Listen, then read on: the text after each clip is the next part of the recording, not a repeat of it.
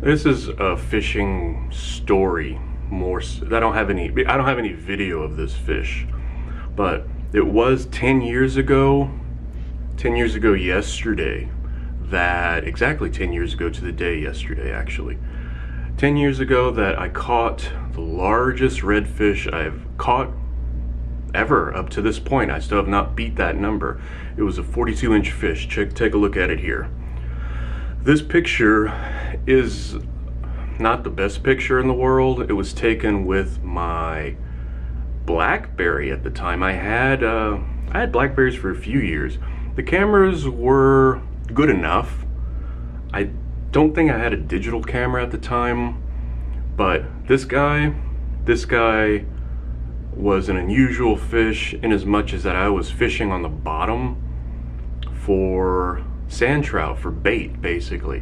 So I had my lighter rig. It's still not a small rig. It's a Penn 9-foot. It's basically like a surf rod and a large reel, 30-pound test on it, and a steel leader. I just happened to have a steel leader on that day. I wasn't fishing for mackerel. The water was green, a little bit choppy, but I was fishing on the bottom, and then next thing I know, my line just took off.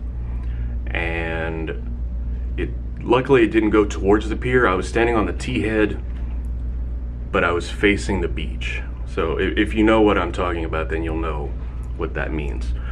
I had my line in. It was just a fresh piece of shrimp, a regular #1 eagle claw hook, nothing crazy, because I was just fishing for panfish to either take home or for bait mostly. And this guy took off. It went towards the beach and then paralleled the beach. Luckily it never went under the pier. I had enough leverage with that 9-foot rod and the 30-pound test that I could kind of horse him up. So once I got him up to the surface, they take that gulp of air and they kind of slow down typically. So that was the first time I got a good look at him. So it was probably a minute of trying to just wrangle this fish, and then it came up. It took about 3 minutes to reel this fish in. I didn't know, at first I didn't know what I had, but when I saw the fish, I remember saying, it's a red, and we had a drop net, put the drop net down, brought the fish up. The thing about this fish, it was 42 inches. Did I mention that already? It was 42 inches. It was caught with a fresh dead shrimp on the bottom and I noticed from other videos that I've started to take from underwater with a GoPro, they do cruise around. So it's a matter of just being in the right place at the right time, just like anything else with fishing, really. But when we brought him up, my dad said, well, I don't know, if you want to keep him, it's up to you. I didn't want to keep him. It was just so big. It was 42. It was the biggest fish. I measured it. It was 42 inches.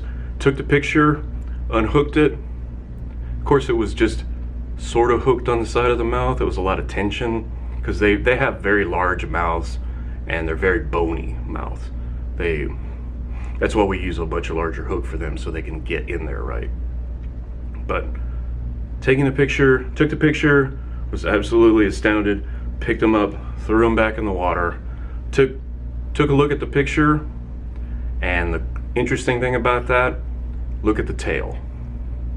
The tail has 2 small dots and a round and a semicircle, like a smiley face.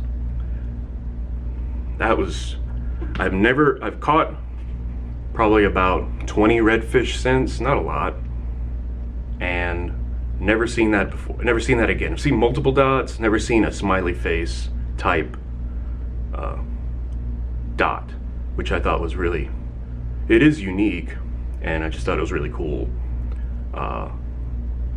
The tie into that, I made a video last week because it was the anniversary of his death. He died a week prior to that. So I always thought that was, if I were that type of person, I could read into it, but I just thought it was a really, really great coincidence.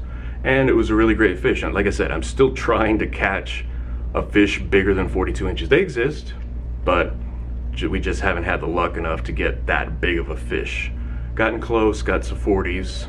I think I may have gotten a 41, but I know I've gotten some 40s.